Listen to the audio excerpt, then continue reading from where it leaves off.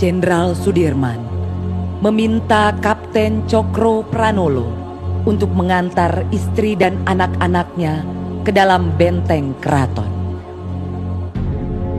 Jangan sekali-kali di antara tentara kita ada yang menyalahi janji, menjadi pengkhianat nusa, bangsa, dan agama.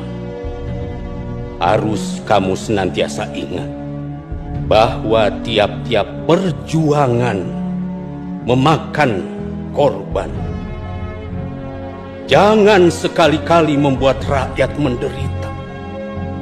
Cukuplah mereka menanggung banyak luka dari peperangan yang sudah berlangsung lama. Jangan sekali-kali membuat rakyat merasa terbebani oleh kita.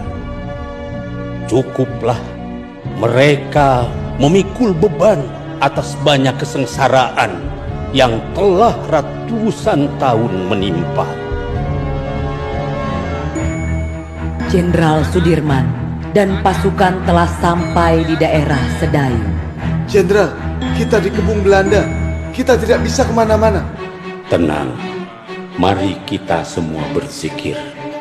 Jenderal Sudirman dan pasukannya memakai sarung melantunkan zikir.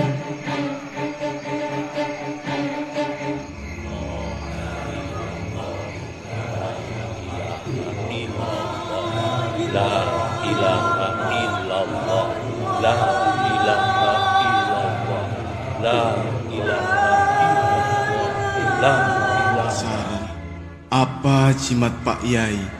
Belanda sudah mengepung, tapi kok Pak Yai tenang saja? Kamu ingin tahu? Saya punya 3 jimat. Jimat yang pertama, saya tidak pernah lepas dari bersuci. Jadi kalau batal wudhu, kamu bawa kendi saya berwudhu. Itu jimat yang pertama. Jimat yang kedua, saya selalu sholat tepat waktu. Dan jimat yang ketiga, semua saya lakukan dengan tulus dan ikhlas, bukan untuk diri sendiri, bukan untuk keluarga, bukan untuk institusi, bukan untuk partai, tetapi untuk seluruh rakyat dan bangsa Indonesia.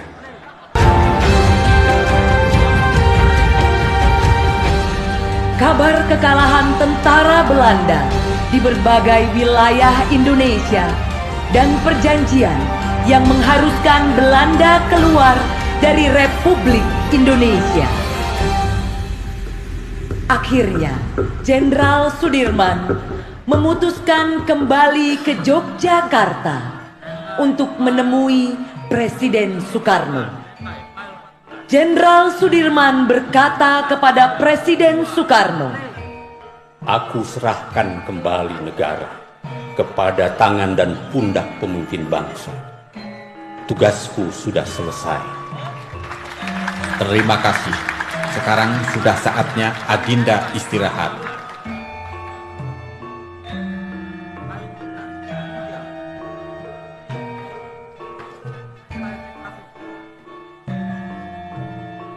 Kami, Tentara Republik Indonesia, akan timbul dan tenggelam bersama negara, sanggup mempertahankan kedaulatan dan kemerdekaan Republik Indonesia sampai titik darah penghabisan.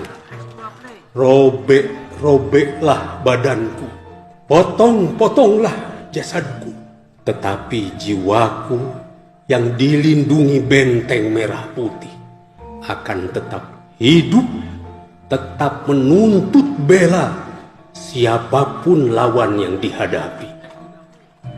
Tentara bukan merupakan suatu golongan di luar masyarakat, bukan suatu kasta yang berdiri di atas masyarakat. Tentara hanya mempunyai kewajiban satu, ialah mempertahankan kedaulatan negara dan keselamatannya. Kamu sekalian telah bersumpah bersama-sama rakyat akan mempertahankan kedaulatan Republik kita dengan segenap harta benda, dengan jiwa raga. Jangan sekali-kali di antara kita ada yang menyalahi janji, menjadi pengkhianat nusa, bangsa, dan agama. Persembahan drama kolosal yang menggambarkan sejarah perjuangan Panglima Besar Jenderal Sudirman dalam merebut kemerdekaan. Sekali merdeka, tetap merdeka.